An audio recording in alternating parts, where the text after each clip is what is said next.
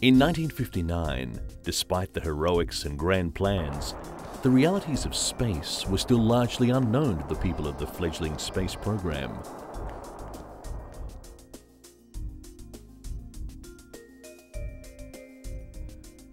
From exhausting testing, often testing for things they were not even sure existed, 7 men were chosen for America's first foray into manned space exploration, the Mercury Project.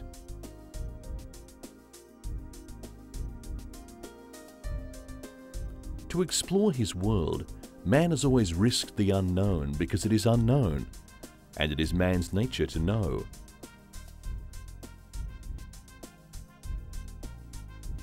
The problem of selecting pilots was approached from an uncompromising, hard scientific viewpoint.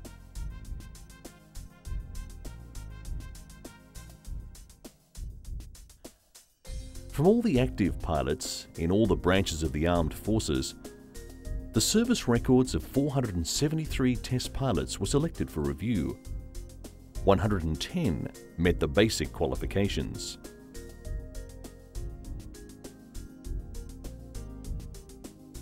The successful candidates were put through a barrage of tests, not just the normal diagnostic tests, because as military pilots, these men were regularly checked, but also a range of dynamic tests were designed to see how they operate under stress, both physical and mental.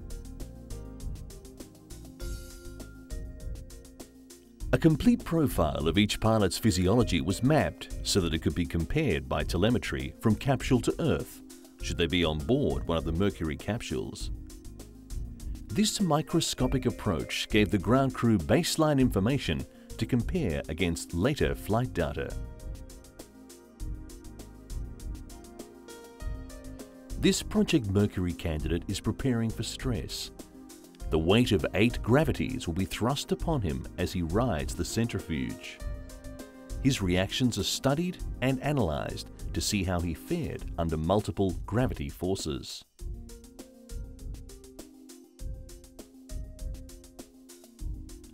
After many tests, 7 remained, and they began the real training.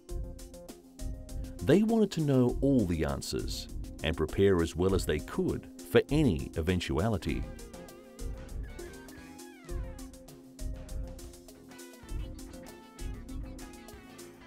All of this to make astronauts what they really are.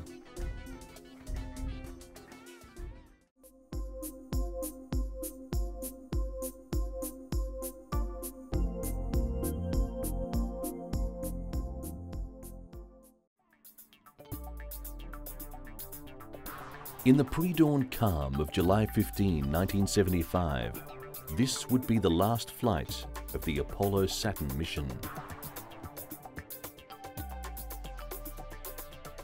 As the countdown narrowed, chances are that more than one member of the launch team reflected on the proud days of Apollo. Its 9 flights to the moon, 6 of which resulted in landing men there. Its 3 flights to Skylab, transporting crews to the orbiting space station. And now, in 9 days, the entire Apollo program would pass into history. Apollo would make way for a 2-way reusable vehicle, the Space Shuttle, scheduled for its orbital flight debut in 1979. But today, it's Apollo-Soyuz, and as dawn approaches the Florida coast, a similar drama is nearing climax half a world away. The scene? Baikonur Launch Complex in Kazakhstan, central USSR. At Mission Control Moscow, flight controllers monitor Soyuz as it gathers momentum en route to orbital altitude. Less than 9 minutes after launch, Soyuz, powered by triple booster stages, is inserted into its assigned orbit. A near-perfect day for the launch, made to order for the thousands lining the roadsides and beaches in order to witness this Apollo-Saturn finale.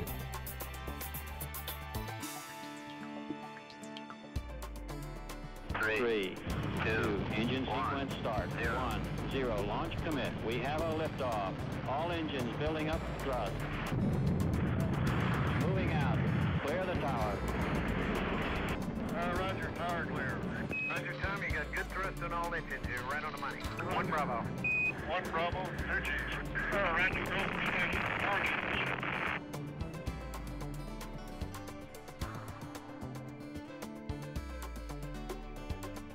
Before the flight is 3 hours old, the docking module is smoothly extracted from the second stage booster left trailing behind. During the next 40 hours, Apollo, through a series of maneuvers, will slowly close the orbital gap with Soyuz.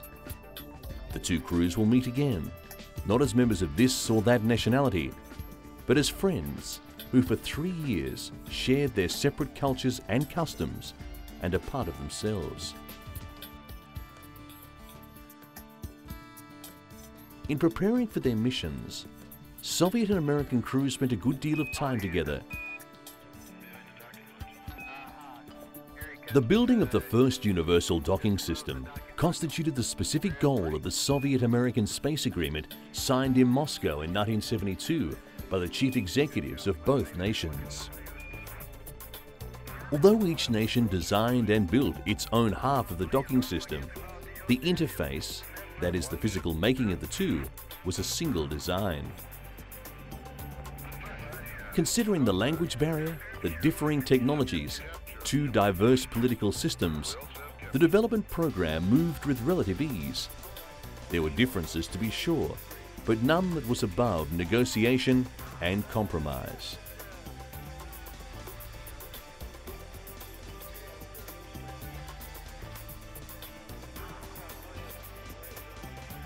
Around the world, millions watched and listened as the two spacecraft became one.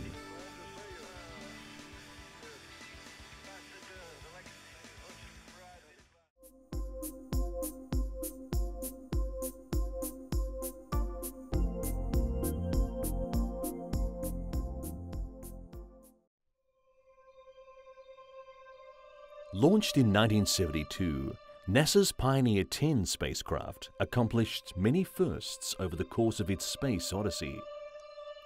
One was a successful passage through the rocky asteroid belt, a feat which greatly alleviated the fears of scientists concerned about damage to far-traveling spacecraft.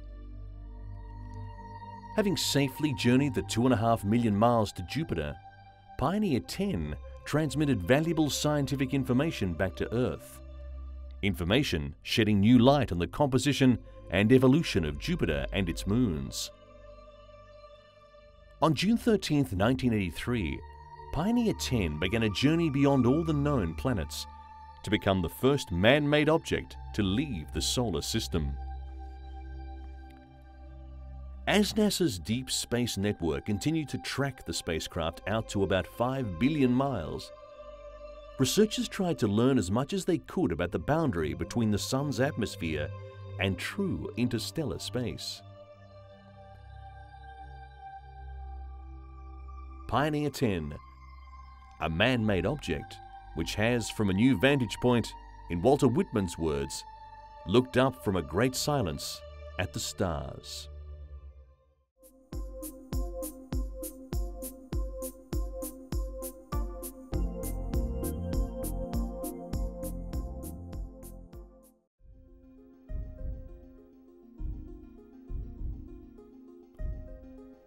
January 31st, 1971. Alan B. Shepard makes his second spaceflight, this time as commander of Apollo 14, the country's third moon landing.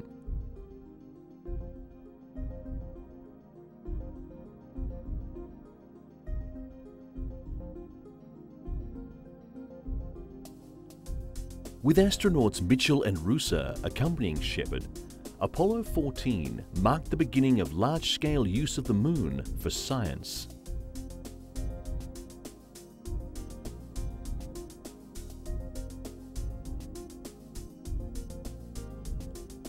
These are some of the 94 pounds of lunar rocks that were returned from the moon's ancient hills by Apollo 14.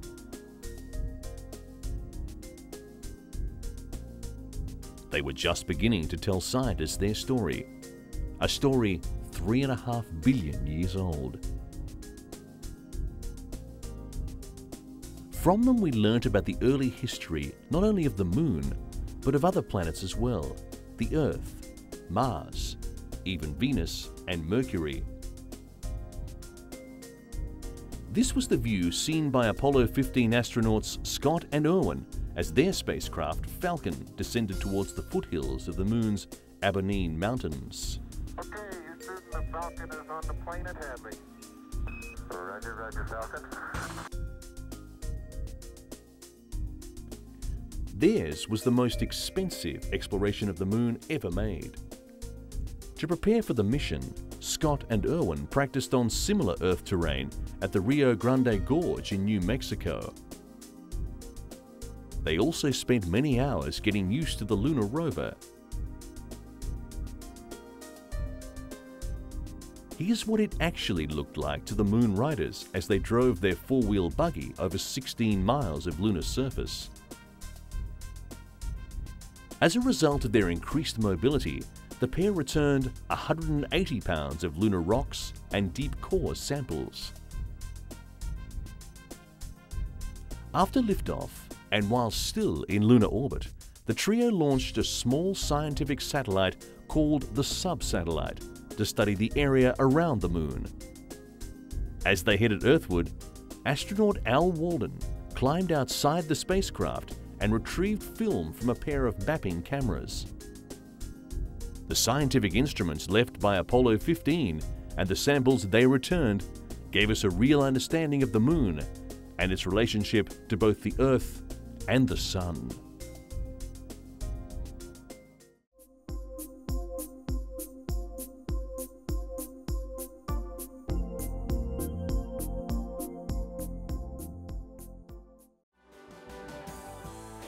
Project Gemini was America's second manned venture into space and fell between the experimental Mercury project of the early 60s and operational Apollo flights. Much experience was gained from Gemini's nearly 2,000 man-hours in space. Gemini operates in a building block fashion. Experience learned from one mission is applied to the next. This included both the successes and failures.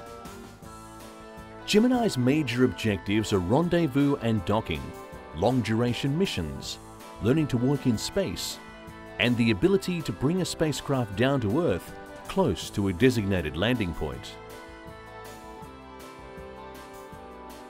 During March 1966, Gemini 8 astronauts Armstrong and Scott carry out the first rendezvous and docking with an orbiting Agena. But all does not go well. A malfunction causes the spacecraft to roll erratically. The crew is forced to undock and make an early landing in the Pacific.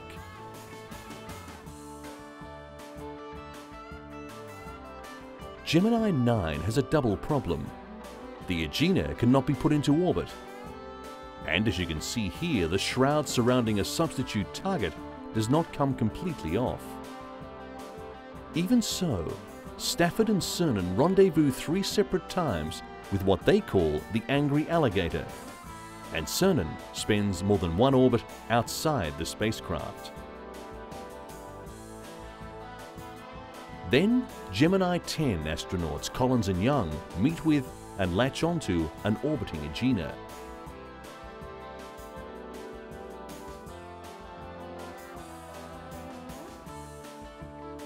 In addition, Mike Collins becomes the third American to practice extravehicular activity, although trouble with his oxygen system shortens the spacewalk. Gemini 11 is also successful. A new altitude record of 860 miles is established with the docked Gemini Agena combination. As in the 2 previous missions, EVA is cut short this time because of fatigue. But Gemini 12 shows how man could work more productively outside his spaceship. Astronaut Edwin Aldrin, using special handholds, tethers and foot restraints to counteract the effect of weightlessness. He spends more than 5 hours outside the craft completing all his EVA tasks.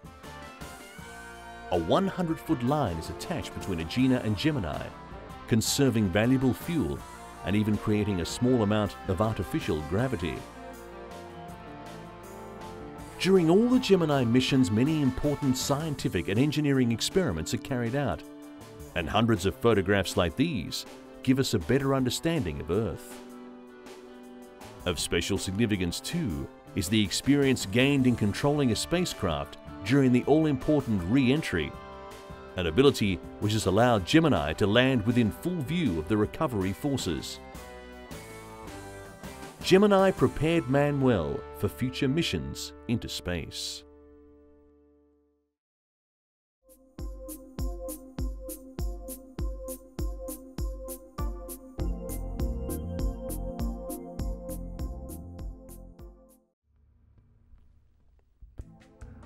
Here we see the Great Lakes and the lights of Houston at night. In space, you're able to float to the window and see several countries pass beneath you at the same time. From Italy all the way to Turkey. Space crews are privileged to be able to see a phenomenon that very few people will ever see: the Southern Lights, or Aurora Australis over the continent of Antarctica. At the end of mission STS-96, the crew deployed a small educational satellite named Starshine. Made of about 900 little mirrors, Starshine's mirrors catch the sunlight and reflect them back on Earth, allowing students to track it and calculate orbital parameters on the ground. Starshine allows students from all over the world to define for themselves what a moving satellite is all about.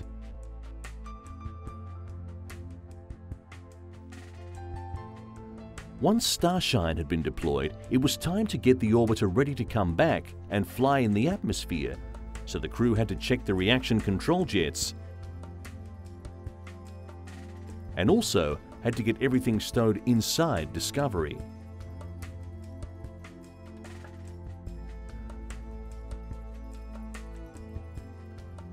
During re-entry, the view out the window is phenomenal. The hot flashing lights of re-entry illuminate the flight deck and the astronauts. The G-force inside the shuttle starts to increase.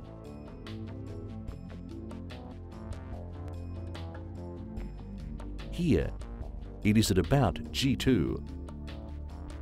The colours out the windows are spectacular as they change from pink to orange and yellow as the crew falls back to Earth.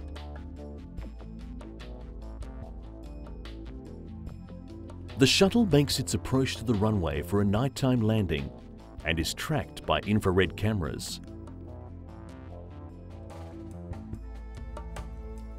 As Discovery approaches the runway, you can see the nose cone still glowing from the heat it has absorbed during re-entry.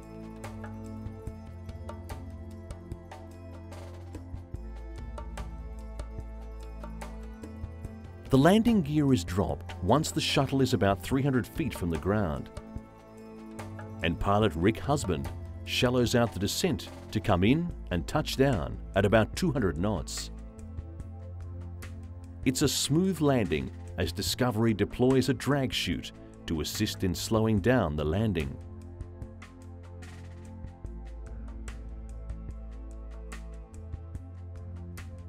The pilot lines up the center-line runway lights. He jettisons the drag chute and, using the wheel brakes, brings Discovery to a complete stop.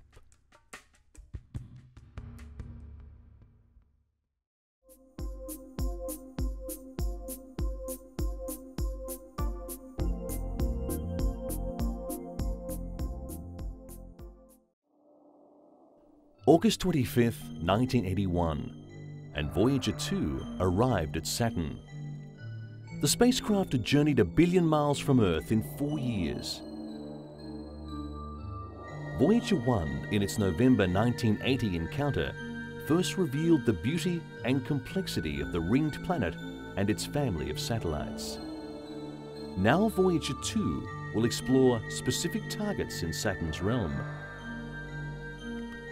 This computer-simulated film shows a time-condensed view of Voyager 2's tour of the system.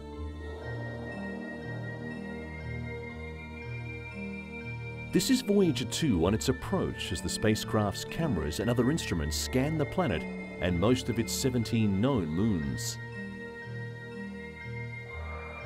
The ultraviolet spectrometer instrument looks at regions around the Sun, lit and dark edges of the planet, studying Saturn's emission of ultraviolet radiation. The instrument's field of view is represented by the rectangle moving up and down the northern limb as it searches for aurora in the upper atmosphere of Saturn. As the spacecraft approaches Saturn, it performs a roll turn to sample the environment around the planet. Voyager 2 is extensively reprogrammed in flight, based upon the scientific discoveries of its twin spacecraft.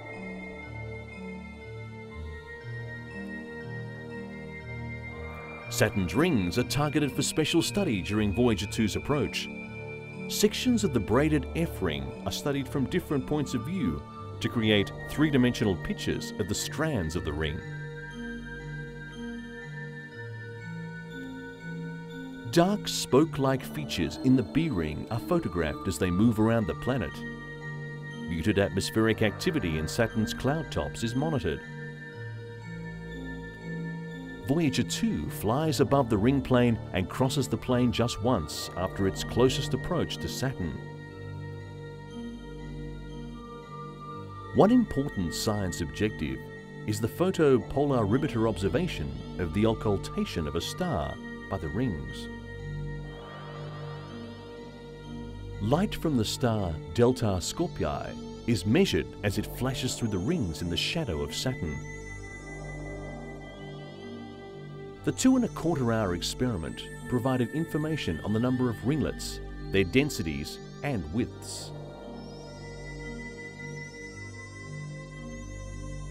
The infrared interferometer spectrometer measures changes in the temperature of the moon Titus as it moves into Saturn's shadow.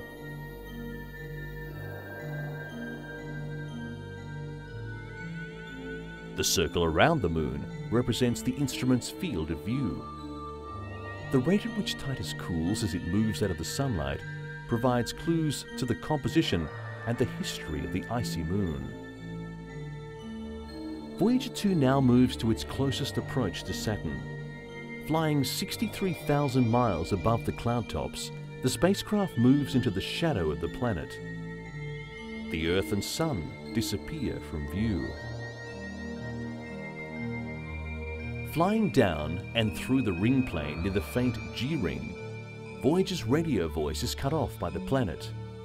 Then is heard again as the spacecraft emerges from the shadows to resume communication with Earth. High-resolution photographs of the planet and satellites are assembled from mosaics of images covering separate areas of each target. From a distance of about 58,000 miles, Voyager's cameras compose a 4-image mosaic of Titus.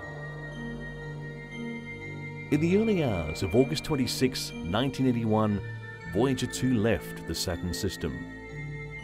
After Saturn, Voyager 2 flew almost 2 billion miles on a 4.5-year journey to Uranus, which it encountered in January 1986. 3 years and 1.5 billion miles more take the spacecraft to Neptune in August 1989, completing Voyager's tour of the giant outer planets.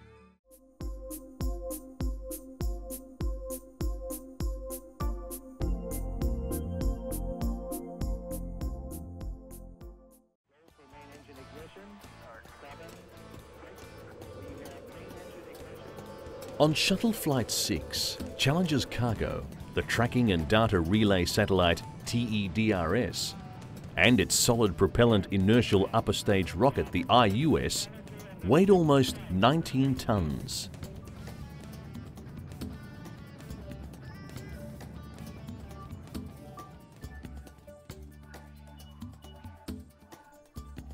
TEDRS was the largest, most advanced satellite launched to this time.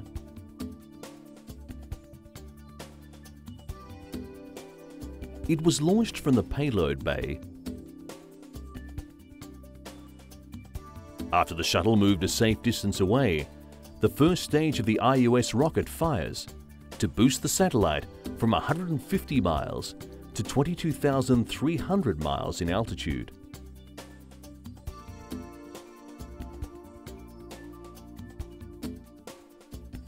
Then the first stage separated. Shortly after, the second stage of the IUS rocket fired to circularize the satellite's orbit.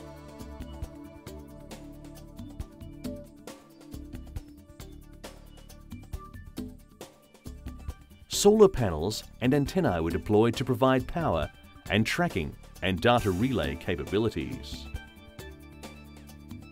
Having attained a circularized altitude of 22,300 miles and traveling at the same speed as the Earth's rotation, the satellite would remain fixed in place over the same fixed point on Earth for its usable life.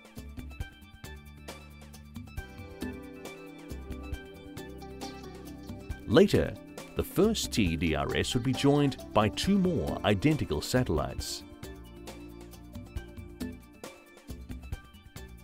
The three satellites form a space communications network providing almost continuous coverage to Earth-orbiting spacecraft, not the 15% ground stations provide. The network is able to track 26 Earth-orbiting spacecraft simultaneously, and because TEDRS satellites only relay information, they do not process it. 20 times more information can be handled by this network than by ground stations. Launch of TEDRS was on time. The first stage firing went well. However, halfway through the second stage of firing, ground controllers lost communication with the satellite. It was an hour before even intermittent signals were picked up. They indicated TEDRS had not yet separated from the IUS, and both were tumbling at a very high rate of speed. Receiving only intermittent signals, the outlook was bleak. Several more hours passed, and then something remarkable happened. Experts to this day are still not sure why, but either an automatic timing mechanism was engaged or onboard systems finally acknowledged and obeyed repeated commands, separating the satellite from its upper stage rocket. Now on its own, the satellite stopped tumbling. Ground controllers commanded deployment of the solar array and antennas. But they quickly learned the satellite was drastically off course and drifting further by the hour. Their only hope of getting it back on course was to use the tiny hydrazine thrusters originally designed for minor altitude and velocity adjustments, not for boosting the 2.5-ton satellite over 8,500 miles further into space.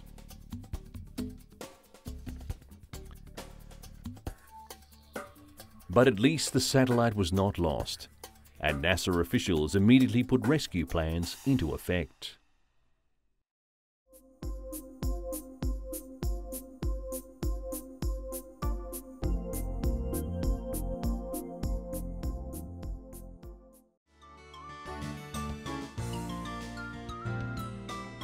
Here in Waynesville, North Carolina, something very special is going on. This is Dee Roper and his son Stevie. Stevie was born with a very rare physical condition, lacking sweat glands. His body had no natural way to cool itself. Until recently, too much physical activity, or even limited activity on hot days, would have been tragic.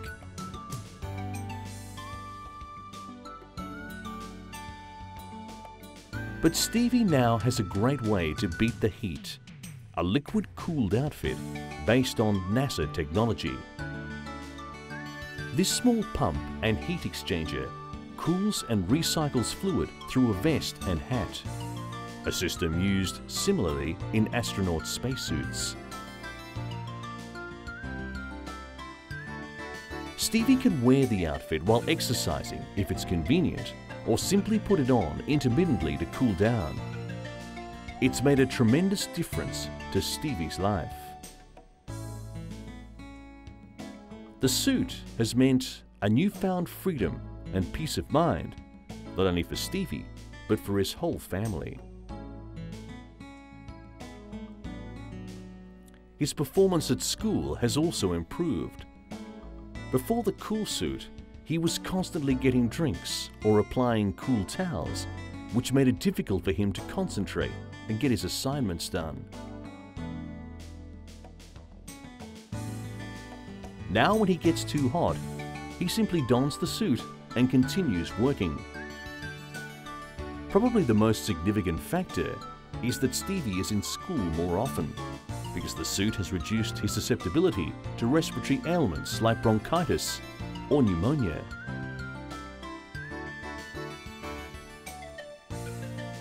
Efforts are now being made to make this suit available on a global scale.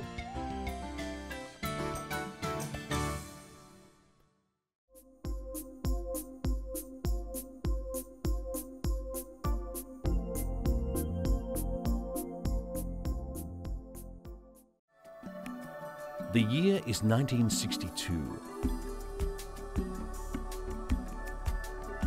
Lieutenant Colonel John Glenn of the United States Marines in Friendship 7, the America's first historic manned orbital spaceflight. A £250,000 of rocket with thrust equal to 3.5 million horsepower will hurtle a 168-pound astronaut into space.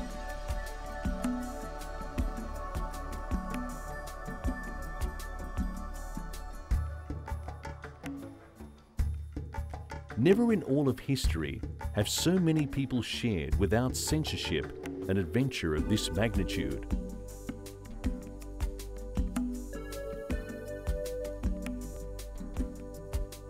The time draws near, and soon the Earth Pass indicator in the capsule will start showing John Glenn his changing positions above the world. And then the countdown begins in earnest.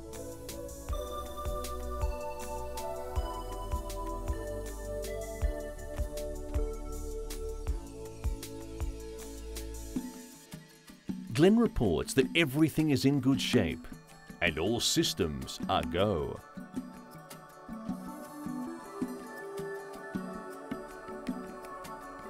The capsule is turning around and Glenn reports that he feels fine. For John Glenn, alone in Friendship 7, the long and awesome panorama of the world curving beneath him is revealed for the first time.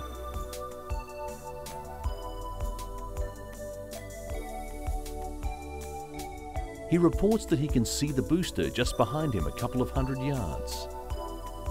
Glenn is told that he has go for at least 7 orbits.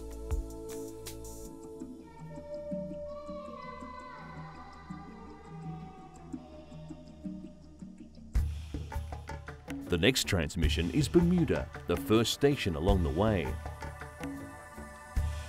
After passing the station in Connell, Nigeria, Friendship 7 races above Africa at 17,545 miles per hour, 300 miles a minute, and 4 miles for every heartbeat of John Glenn.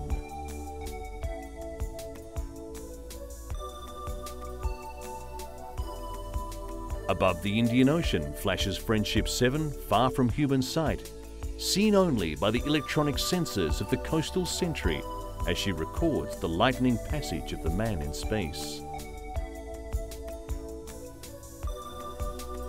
For John Glenn, the familiar time references of Earth no longer apply. For he journeys around the world, in just 88 minutes.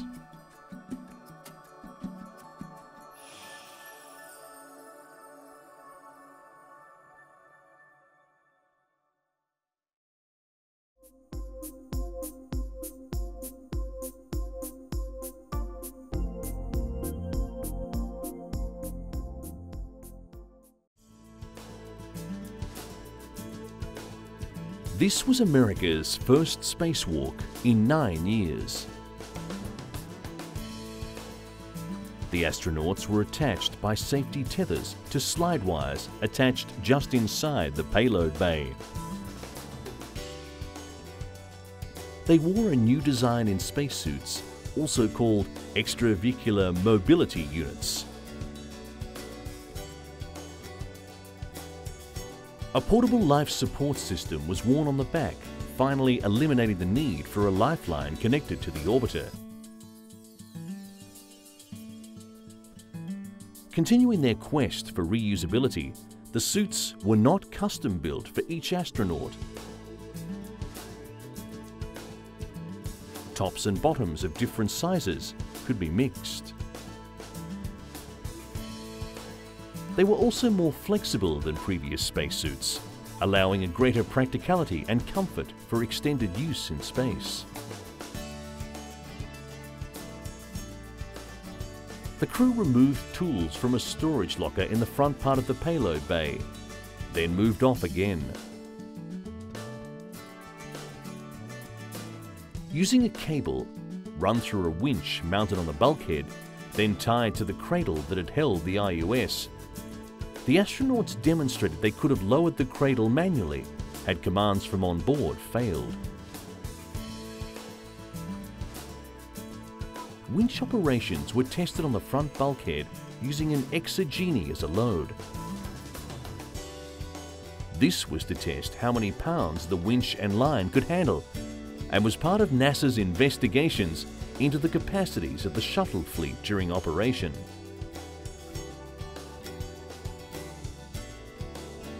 Lastly, the tools were restowed and the astronauts re-entered the spacecraft.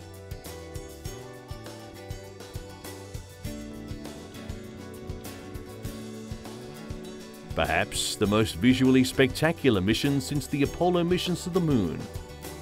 Challenger's shuttle flight gave us the first live view of the orbiter in action in space.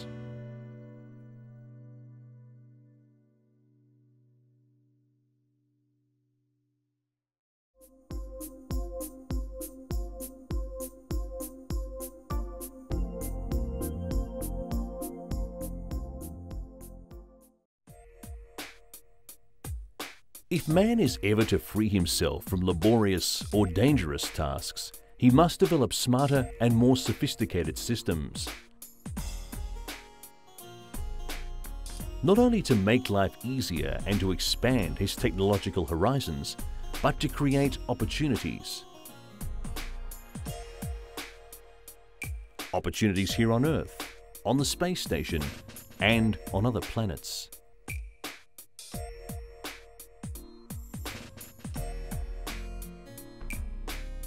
Making this technological growth a reality requires an automation and robotics infrastructure where theories can be advanced and new ideas developed.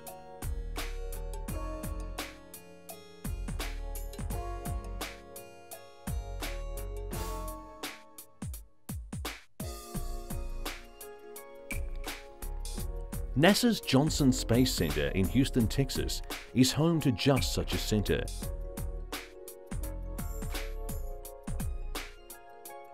Through it, NASA offers its extensive experience with teleoperated systems in space, development experience in robotic technology, and know-how in extending human work capacity in hostile environments.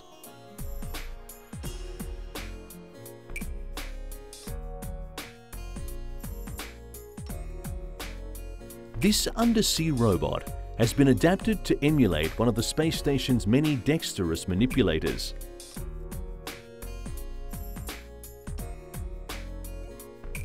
By emulating this key component, designers are able to run high-fidelity simulations on other station hardware that must interact with it.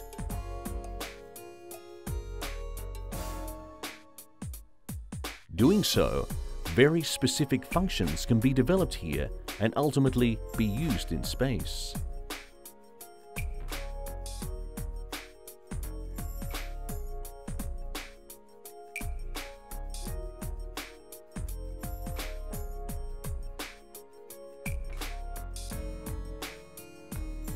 With multiple views of the robot in motion, designers can analyze the assembly sequence for the space station and can even predict hindrances at the actual worksite.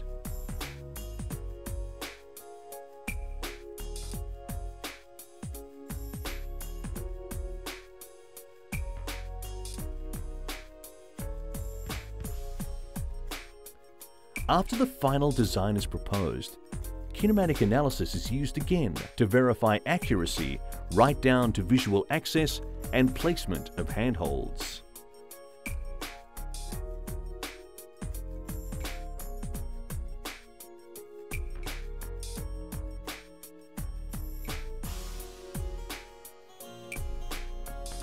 This robot is called DART and is a uniquely flexible test bed for fine-tuning the balance between the human and the telerobotic in the performance of skilled manipulation tasks.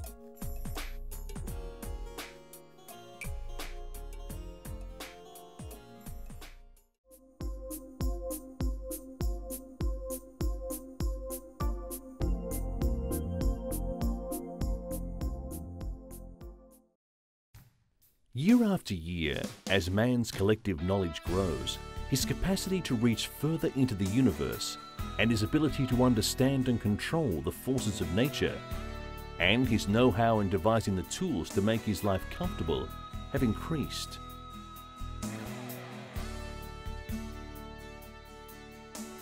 The answers to some of the most challenging questions are coming from space.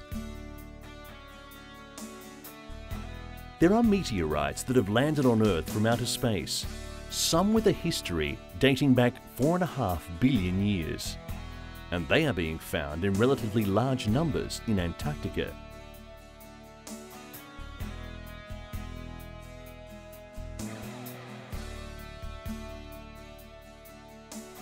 Literally tens of thousands have been collected from the icy wasteland over the years. And considering only around 2,000 specimens existed in total before the Antarctic discoveries, the cache has been a scientific boon. Meteorites are small fragments from an asteroid belt that might have helped form planet Earth. So here in these frozen conditions is some of the oldest material in the solar system. By studying meteorites, scientists hope to find the answers to two fundamental questions. Is there life beyond Earth?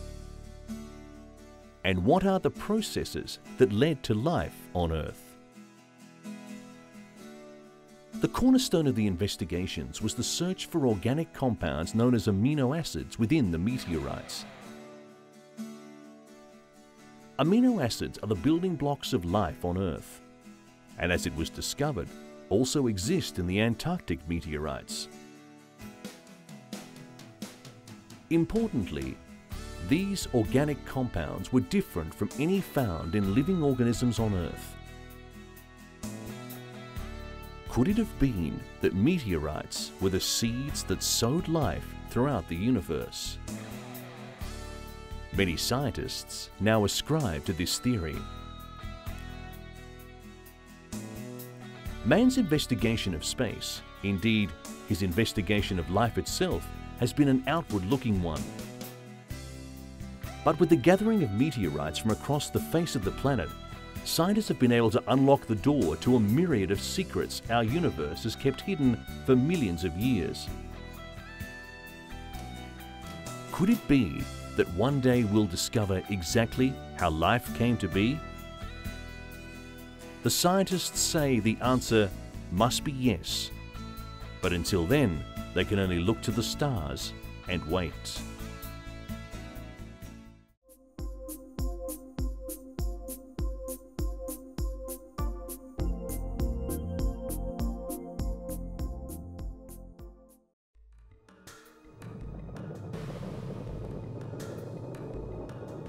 On October 4th, 1957, the Soviet Union launched Sputnik 1, the first artificial satellite.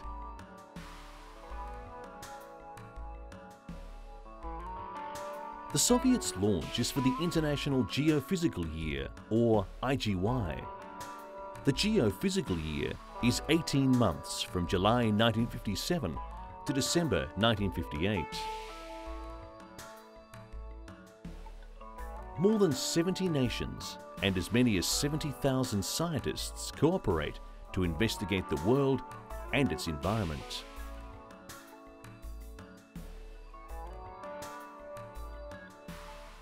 Sputnik 1 concerned America because of the far-reaching technical and military implications of the launch.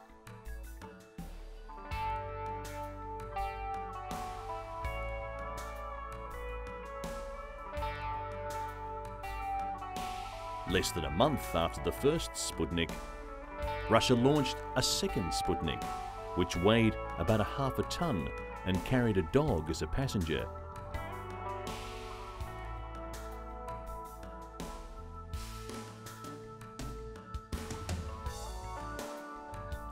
This Sputnik caused even more concern for America because of the size of the satellite.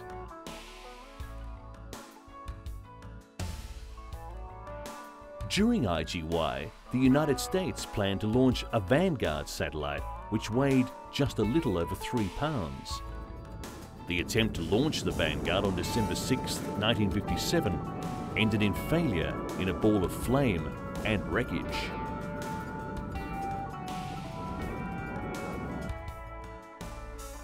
Following the disaster, a team including Dr. Werner von Braun from the Army's Redstone Arsenal were given their long-sought chance, the go-ahead to launch an American satellite. They used their flight-proven Jupiter-C rocket launcher.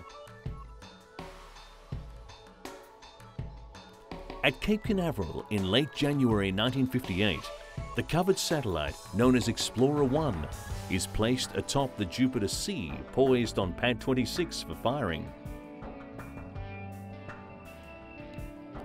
Explorer 1 is to be about 30 pounds in orbit, but severe winds cause a 2-day postponement. Then on January 31st, 1958, the United States answers the Soviet challenge in space.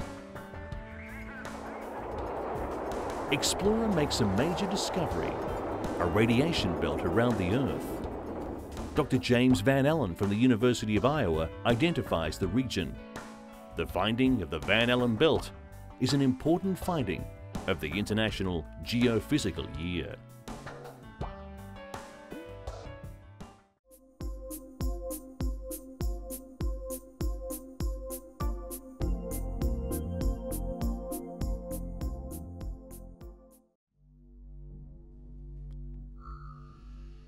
These images are of man's journey into space. They are images of rare beauty as well as awe-inspiring accomplishment.